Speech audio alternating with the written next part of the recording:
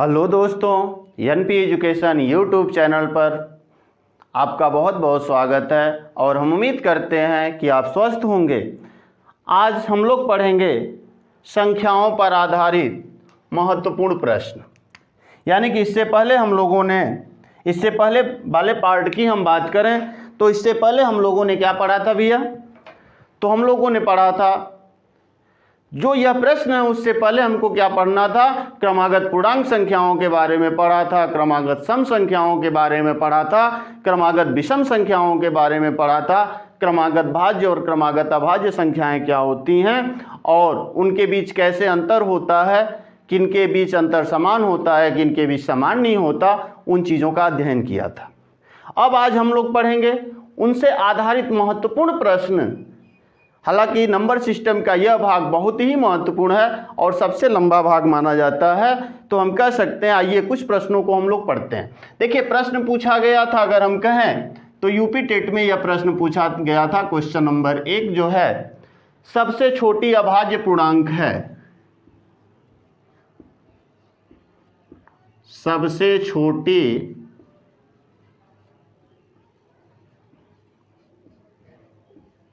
अभाज्य पूर्णांक है। और यह क्वेश्चन तो हमको नहीं लगता कि एक ही बार अगर देखेंगे तो यूपी टेट में यह क्वेश्चन, या चाहे उत्तराखंड चाहे रिट में, यह क्वेश्चन बहुत बार पूछा गया है। तो अगर हम टेट की बात करें तो टेट में तो यह बार बार क्वेश्चन पूछा गया है कि सबसे छोटी अभाज्य पूर्णांक संख्या क्या है, या सबसे छोटी अभाज्य संख्या कौन सी है। ऑप्शन समझिए। ऑप्शन ए जो था वह कह रहा है कि 0, ऑप्शन जो बी दिया गया था 1, ऑप्शन जो सी दिया गया 2 और ऑप्शन जो डी दिया गया वह 3। अगर हम बात करें कि सबसे छोटी अभाज्य संख्या कौन सी है, तो हम कह सकते हैं कि सबसे छोटी अभाज्य संख्या कौन है भैया? 2 है। क्योंकि जब हम लोगों ने पढ़ा था अभाज्य संख्याओं के बारे में तो पढ़ा था कि वह संख्या जिसके कम से कम 2 गुणनखंड हों, या वह संख्या जो केवल कम से कम नहीं बल्कि हम कहें तो वह संख्या जो केवल और केवल 2 संख्याओं से विभाजित हो जा, उसे हम क्या कहेंगे भैया? अभाज्य संख्या कहते हैं। जो किससे भैया? एक और स्वयं। यानी कि हम कहें कि वह संख्या जो एक और स्वयं के अतिरिक्त किसी से विभाजित न हो, उसे हम क्या कहते हैं? अभाज्य संख्या कहते हैं। तो देखिए, अगर हम बात करें 1 था, 2 था, 3 था, 4 था, 5 ना, अगर हम बात करें तो यहां ध्यान दीजिए, एक केवल और केवल एक संख्या से विभाजित होती है जो 1 है, जबकि 2 किससे भैया? 1 से और 2 संख्याओं से विभाजित होती है। इसलिए पहली परिभाषा जो हमारी थी, पहली परिभाषा यही थी ना कि वह संख्या जो 2 संख्याओं से विभाजित हो, 1 से और स्वयं से, इसके अतिरिक्त किसी से विभाजित न हो, उसे हम अभाज्य संख्या कहते हैं। तो देखिए, 2 क्या है? 1 और 2 से विभाजित होगा, इसके अलावा किसी संख्या से विभाजित नहीं होगा। इसलिए सबसे छोटी अभाज्य संख्या कौन है? तो आप कह सकते हैं कि 2 ना। किसी के दिमाग में आता है कि नहीं 1 भैया? 1 नहीं हो सकती, क्योंकि ये क्या है कि केवल और केवल एक संख्या से विभाजित हो रहा है, इसलिए 1 न तो भाज्य है और न ही अभाज्य है, दोनों में से कुछ भी नहीं है। तो पहले का उत्तर कौन सा? सी वाला। आ जाइए क्वेश्चन नंबर 2 की तरफ चलते हैं।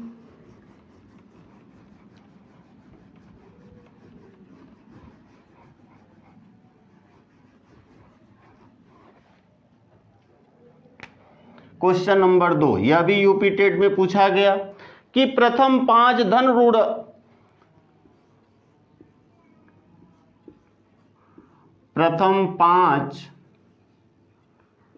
रूढ़, यानी जिसको हम कह सकते हैं अभाज्य,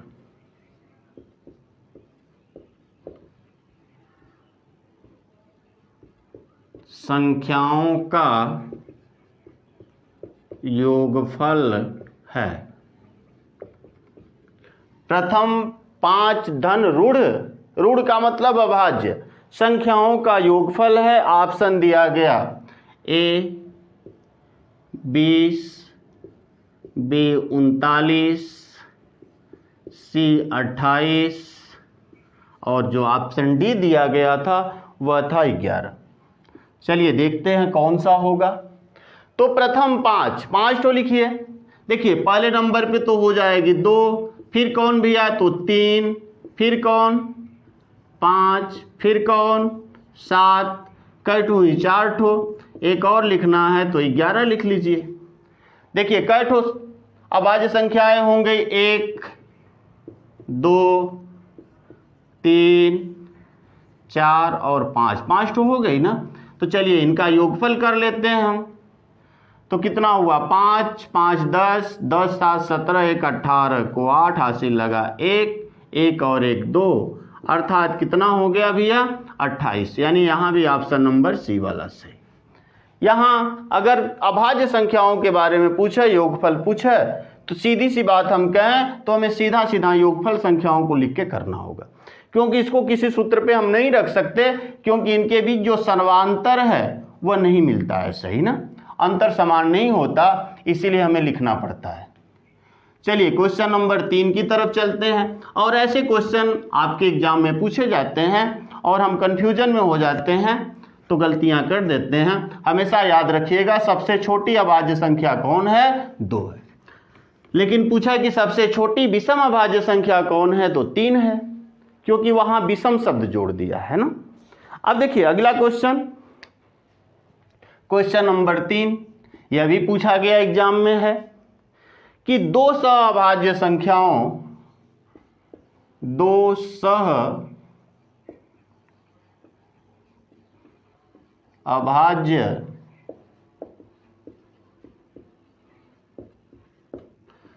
सहअभाज्य संख्याओं का महत्तम समापवर्तक होगा, का म स प होगा। यह भी क्वेश्चन पूछा गया है कि दो सहअभाज्य संख्याओं का महत्तम समापवर्तक होगा। ऑप्शन सुन लीजिए, 0 1 2 3। ए कह रहा है भैया 0 होगा, बी कह रहा है 1 होगा, सी कह रहा है कि नहीं 2 होगा, और डी कह रहा है कि 3 होगा। दो सहअभाज्य संख्याओं, यानी सहअभाज्य संख्या को हम क्या कह रहे थे भैया, को प्राइम नंबर ना।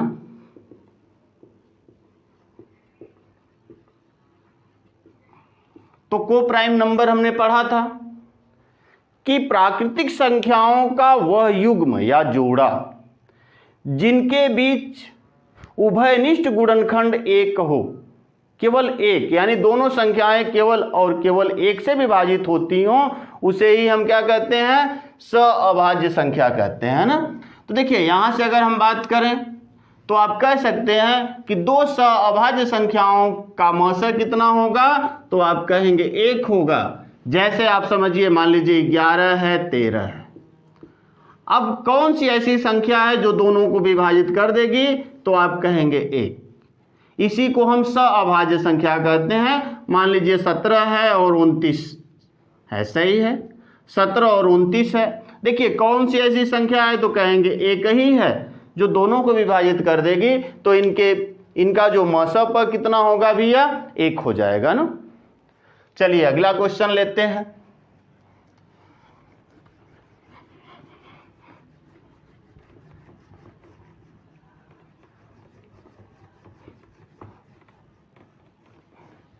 आइए अगले क्वेश्चन की बात करते हैं। देखिए अगला क्वेश्चन शिक्षक भर्ती में पूछा गया 69,000 में कि प्रथम 9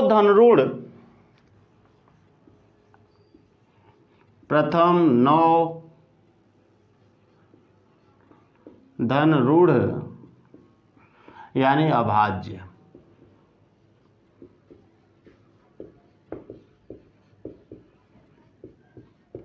संख्याओं का योगफल है। प्रथम 9 धन ऋण अभाज्य संख्याओं का योगफल है। ऑप्शन ए था 77,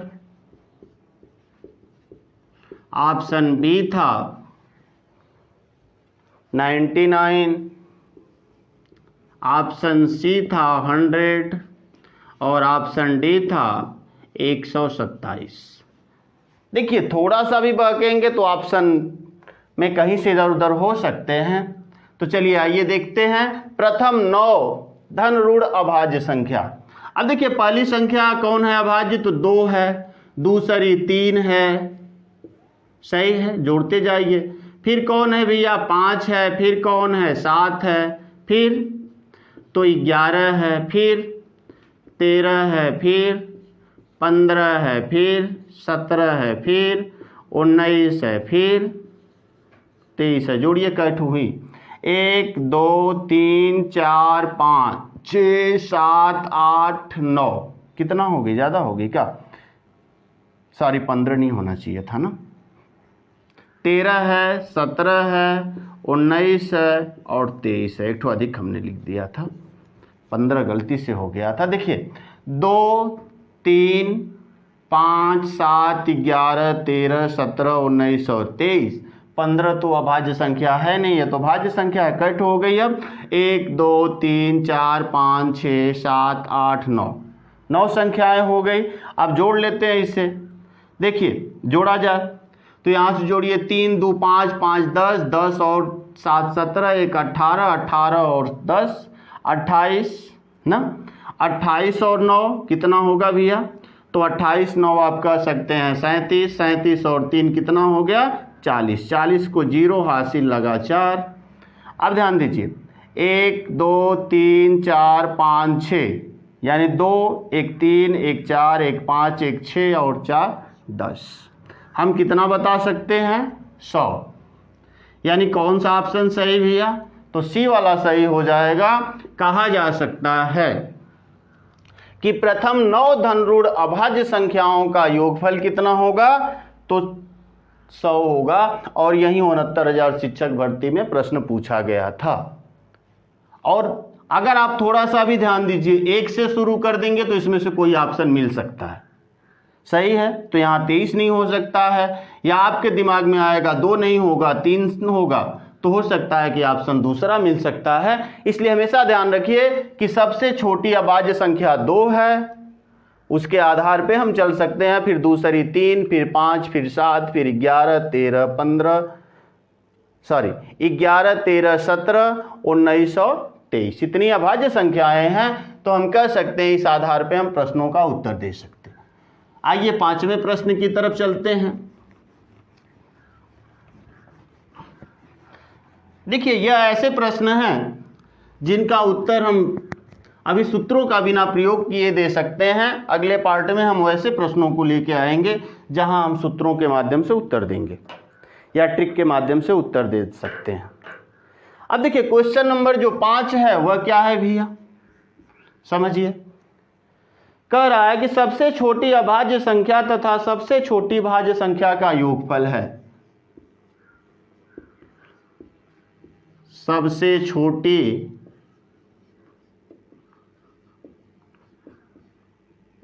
अभाज्य संख्या तथा सबसे छोटी भाज्य संख्या का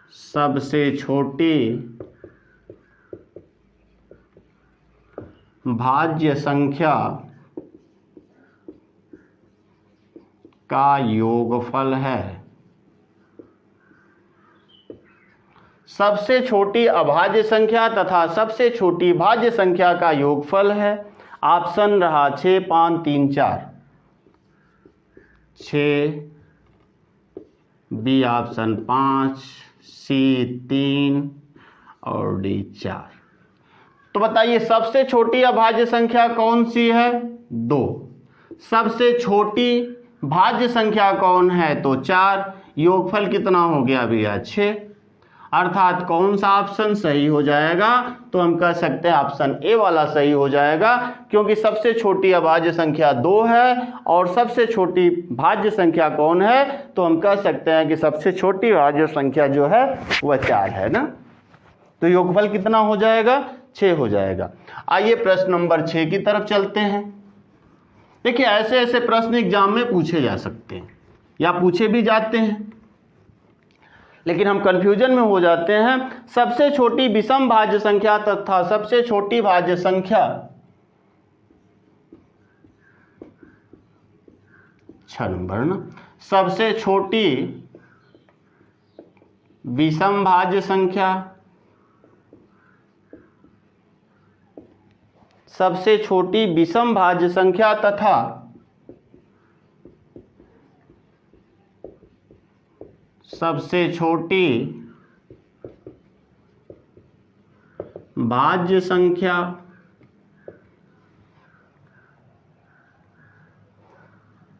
का अंतर है।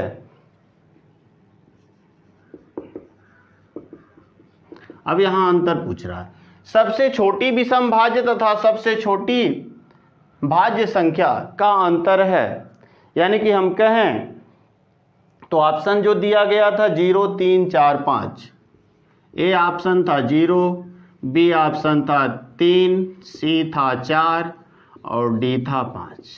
कौन सा होगा भैया? सबसे छोटी विषम भाज्य संख्या कौन है? तो आप कह सकते हैं 9। और सबसे छोटी भाज्य संख्या कौन सी है? तो आप कहेंगे 4। जबकि पूछ क्या रहा है हमसे? अंतर पूछ रहा है, तो 5 में से 4 घटा लेंगे और 9 में से 4 घटा लेंगे तो कितना बचेगा भैया? 5 बचेगा, जो ऑप्शन नंबर कौन सा है? डी वाले में दिया गया है ना। ऐसे ऐसे प्रश्न आपसे एग्जाम में पूछ लिए जाते हैं। चलिए अगले क्वेश्चन की तरफ बढ़ते हैं, क्वेश्चन नंबर 7 की तरफ आते हैं।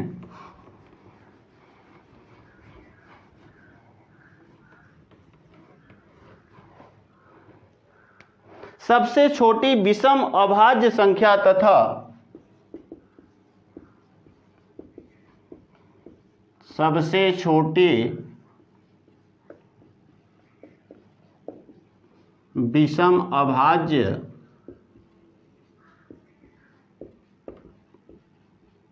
संख्या तथा सबसे छोटी अभाज्य संख्या का योग तथा सबसे छोटी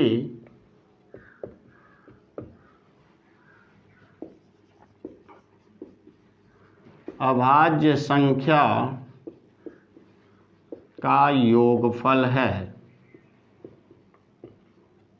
देखिए क्वेश्चन क्या, सबसे छोटी विषम अभाज्य संख्या तथा सबसे छोटी अभाज्य संख्या का योगफल है ना।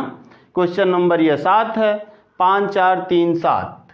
ऑप्शन ए कह रहा है भैया 5, बी कह रहा है 3, सी 4 और डी 7। यही ऑप्शन है। अब देखिए सबसे छोटी विषम अभाज्य संख्या, सबसे छोटी विषम अभाज्य संख्या कौन है? तो 3 है। तथा सबसे छोटी अभाज्य संख्या कौन सी है? तो 2 है। और एक चीज हमेशा ध्यान रखिएगा, इससे पहले वाले पार्ट में हम लोगों ने पढ़ा भी है कि 2 एकमात्र सम अभाज्य संख्या है। अगर आपसे पूछा सबसे छोटी सम अभाज्य संख्या तो वह भी 2, सबसे बड़ी सम अभाज्य संख्या तो भी 2 ही होगा, क्योंकि कोई ऐसी सम संख्या नहीं होगी जो अभाज्य होगी 2 को छोड़कर। कितना योगफल हुआ भैया? 3 और 2 5। जो कौन सा ऑप्शन? ऑप्शन नंबर ए हो सकता है ना। चलिए 2-3 प्रश्न और ले लेते हैं। प्रश्न नंबर 7 है। अब प्रश्न नंबर 8 की तरफ हम लोग चलते हैं। देखिए ऐसे प्रश्न जो हैं एग्जाम में पूछे जाते हैं, फिर हम सूत्रों पर आधारित प्रश्नों को करने का प्रयत्न करेंगे। प्रश्न नंबर 8 की हम बात करें, जो यूपी टेट में पूछा गया है कई बार, या हम कहें तो बहुत से एग्जाम जो होते हैं, रेलवे होता है चाहे एसएससी का एग्जाम होता है, उसमें पूछा जाता है। आप समझिए यहाँ से 1 से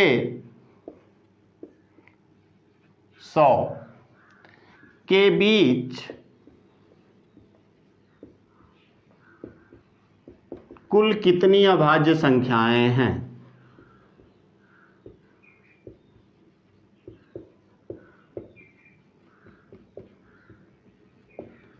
1 से 100 के बीच कुल कितनी अभाज्य संख्याएं हैं? ऑप्शन सुन लीजिए। ऑप्शन ए कह रहा है 74, 25, 15, 10। 74, 25, 15, डी 10। 74 हैं कि 25 हैं कि 15 हैं कि 10 हैं? 1 से 100 के बीच कुल कितनी अभाज्य संख्याएं हैं?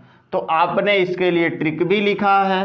कौन सा मोबाइल नंबर भी है? 44, उसका आधा 22, फिर 32, फिर कौन सा 23, फिर कौन 21। यही मोबाइल नंबर था ना, 44, 22, 32, 23, 21। जोड़ लीजिए। यह 1 से लेकर 100 तक जितनी अभाज्य संख्याएं हैं उसके लिए हैं। 1 से 10 के बीच 4, 10 से 20 के बीच 4, 20 से 30 के बीच 2, 30 से 40 के बीच 2, 40 से 50 के बीच 3, 50 से 60 के बीच 2, 60 से 70 के बीच 2, 70 से 80 के बीच 2, 80 से 90 के बीच 2, 90 से 100 के बीच 1। यही पढ़ा गया ना। अब ध्यान दीजिए, सबका योगफल करिएगा तो कितना होगा? 4 4 8, 2 10, 2 12, 3 15, 15 4 19, 1 20, 5 25। कितना हो जाएगा भैया? 25। 1 से 100 के बीच में कुल कितनी अभाज्य संख्याएं हैं? तो 25 ठो हैं। सही है। 74 क्या है भैया? तो 1 से 100 के बीच में कुल भाज्य संख्याएं हैं 74 ठो। भाज्य संख्या, यह क्या पूछा है? अभाज्य संख्या, जबकि वहां हमको क्या बताना? यहां जो पूछा जाए कि 1 से 100 के बीच कुल कितनी भाज्य संख्याएं हैं, तो 74। क्यों ऐसा? क्योंकि एक न तो भाज्य है और न ही अभाज्य है। अगर कहा जाए 1 से 50 के बीच 15, 50 से 100 के बीच 10 ठो है ना, हम ऐसे कर सकते हैं। जबकि देखिए अगले बार ही टेट में भी पूछा गया था, उस प्रश्न को भी थोड़ा सा कर लेते हैं हम लोग।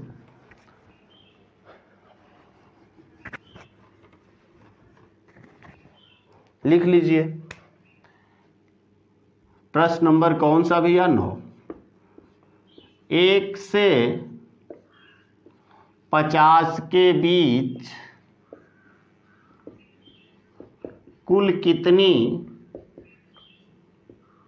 अभाज्य संख्याएं हैं?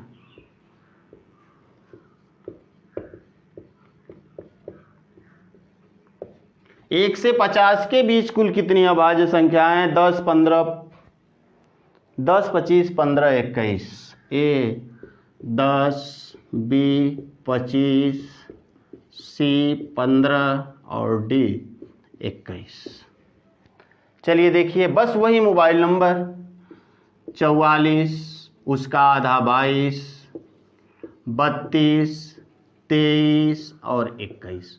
अगर यह मोबाइल नंबर याद है तो 1 से 100 के बीच कितनी अभाज्य संख्याएं हैं, इसे बड़ी आसानी से याद रखा जा सकता है। देखिए कह रहा है 1 से 50, 1 2 3 4 5, यानी कि यहां तक जोड़ लेंगे तो 4 4 8, 2 10, 2 12 और 3 15। कितनी है भैया? 15 ठो है। जबकि अगर पूछा जाए 1 से 75 के बीच कितनी है, तो 21 ठो है। 1 से 75, देखिए यहाँ 5, फिर 50 से 60, 60 से 70, यहाँ तक चल लें। सही है ना? तो यहाँ तक कितनी हो जाएंगी? 25 4 क्या नाम है, 15 4 19 हो जाएगा ना।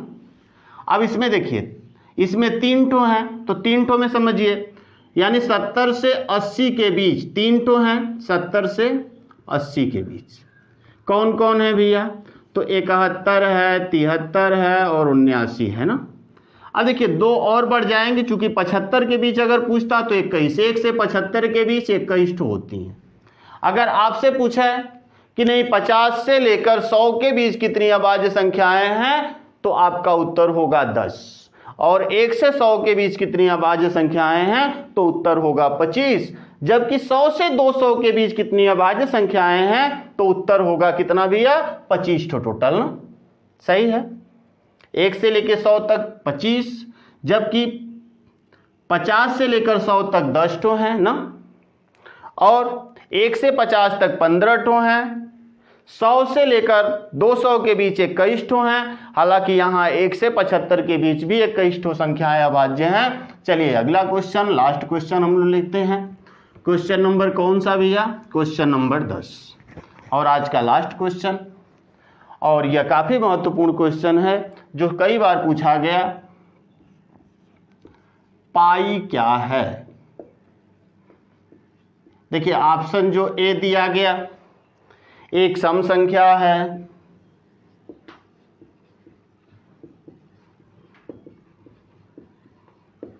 ऑप्शन जो बी दिया गया एक विषम संख्या है। ऑप्शन जो सी दिया गया एक परिमेय संख्या है। और जो ऑप्शन डी है एक अपरिमेय संख्या है। तो पाई क्या है भैया, इससे पहले भी हम लोगों ने पढ़ा है कि पाई एक अपरिमेय संख्या है और यह न जाने कितनी बार क्वेश्चन पूछ लिया जाता है आपसे। तो पाई क्या है, एक अपरिमेय संख्या है। अगर दिमाग में आ रहा हो कि परिमेय संख्या है तो नहीं, क्योंकि पाई का मान परिवर्तित है। पाई का मान हमेशा चेंज होता है। भले पाई का मान हम 22/7 भी रखते हैं ना, अरे क्या नाम है, हाँ 22/7 भी रखते हैं। फिर क्या रखते हैं भैया, 3.1416 भी रखते हैं। फिर आप जाएंगे ज्यामिति में, सॉरी क्या नाम है, अगर हम कहें कि आप जो इसको पढ़ लेते हैं जिसको हम बोलते हैं त्रिकोणमिति, जब त्रिकोणमिति में हम लोग पढ़ते हैं तो पाई का मान हमेशा परिवर्तित होता रहता है, इसलिए पाई को क्या मान लिया गया, एक अपरिमेय संख्या मान ली जाती है। चलिए आज के लिए इतना ही। अब अगले पार्ट में जो इससे आगे प्रश्न बन सकते हैं उन प्रश्नों का अध्ययन करेंगे। तब तक के लिए धन्यवाद।